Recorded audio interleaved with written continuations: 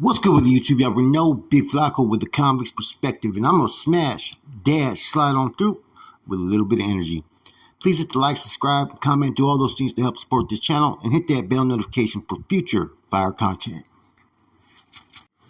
As you already know, man, Prison 101, we're gonna get into how to survive in prison. Episode number 3, man, and this is gonna be a good one, man. This is where you basically use your PR skills, you put them to use, public relationships, how you can interact, how you can evaluate people. And this is what you do, man. Make friends whenever possible with those who are influential or impactful, not just within your group, but within the other groups. Okay? Utilize all those type of situations to benefit you and put you always in a good position or in a good eye. So if you can run your PR skills right and get to know people that are in, your environment, whether it's in the building, yard, or whatnot. Now, we're not going to all be best friends out there playing patty cake because, prison's a dangerous fucking place. But there's times where you have respectful rapports. Like in the SHU, I used to talk to the MA, AB, all those cats. Even if the doors would pop, a lot of times we'd be trying to kill each other, right? But there was times where there's respect, man.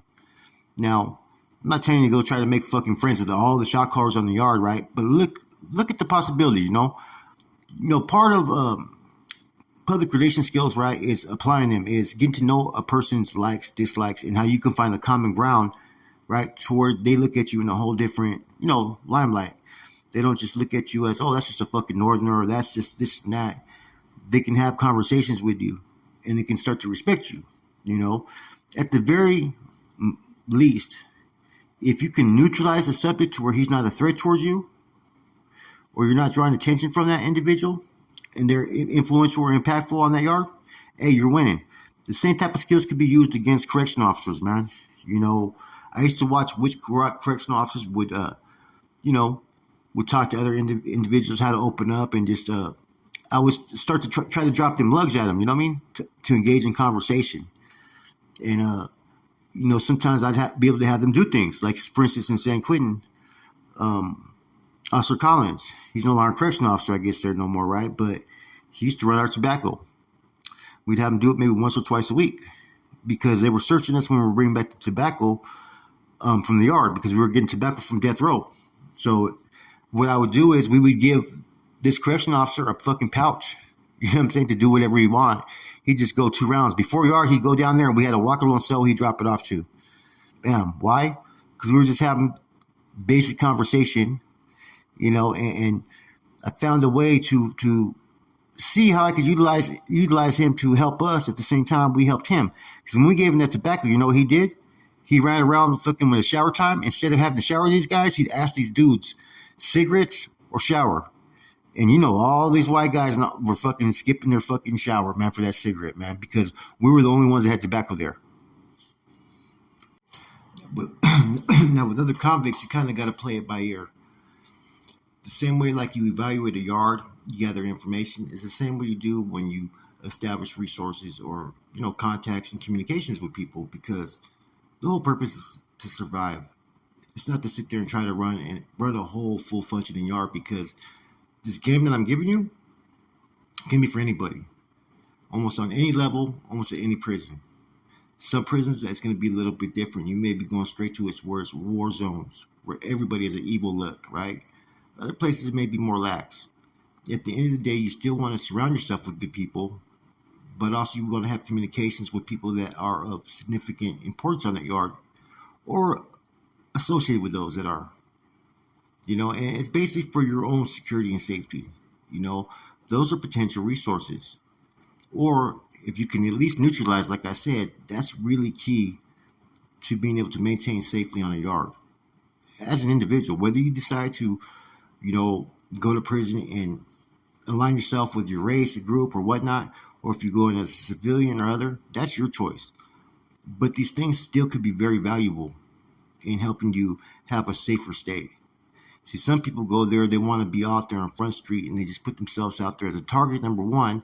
And number two, when you do that, it's going to push away those from other groups who maybe don't want to be attached to that.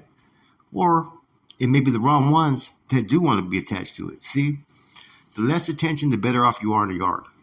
But if you can still do these type of things, you're in for a much smoother prison stay than if you're all over the fucking place.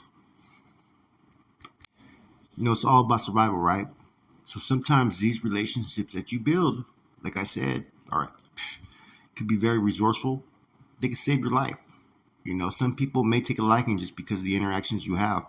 It could be someone that you're over there talking about football every time you see them. If you're at work or in the kitchen, wherever you may be, and you guys are talking sports. And that person may take a liking. Next thing you know, give you some information that may help safeguard your people, or give you the heads up on some things that are coming out. Or, not everybody realizes that prison is a lot of different characters. There's a lot of moving parts. And it's about making people feel comfortable with you, therefore that they reveal stuff that could be valuable information. Makes you aware. Like I said, being aware means being informed. And when you are informed, you're secured. So if you notice, all these little topics that I have as far as on how to survive in prison, they all kind of work together, as do those on the other Prison 101 on things you don't do. But it's real important, and I can't stress this enough, you have to be very selective of those you decide to try to tap in with and build relationships. And sometimes you may not have an access to build a relationship with a particular group, or you know what I'm saying? Sometimes it is what it is. Like I said, when the opportunity presents itself and you're able to tap in, capitalize off it. Use all the skills, all the tools that I've kind of discussed in here. Find common grounds. Sometimes sports. Show that you can have a conversation of equal understanding with these people. Because there's some people in there that have alpha male egos, right? That they like to be the know-it-alls to everything. And if you can match in the things that they're discussing and have a very intelligent conversation, they're going to have that respect for you. That goes a long ways with a lot of people. In a lot of these situations, man, it almost seems like you have to be in character, man. And that's the truth about prison is this. You can't be your true, authentic self. You can't be a certain way. Politics pretty much dictate how the yards operate. So if you think you're going to go in there and pretty much run your own program, talk to whoever you want to talk to, and force your will upon people, you're going to be in for a very rude awakening. That's why I said a lot of things is about paying attention, establishing rapport. But most important, though, is knowing everything that is going on around you. Pay attention. Talk less. Listen. Don't get too ahead of yourself as you get more comfortable on the yard, because I've seen people get too comfortable and next thing you know, they fuck up, they disrespect someone, or anything can possibly happen, And that's what happens when people get comfortable. Certain characteristics will come out, their guard gets lowered, and it puts them in a very uncompromising situation. So I don't wish anybody to go to prison, man. But anybody listening, this is some game, man. This is some real shit, and I'm trying to give you guys different ideas outside of just the basic ones, because the basic ones you should already kind of have an idea for if you were to go to prison. This is going to take you to a whole different level, to where you see different angles and are able to protect yourself. For those that are just interested, hey, I'm giving you a lot of different angles to approach certain things so you can survive. With that said, your boy Flacco, Prison 101, how to survive in prison.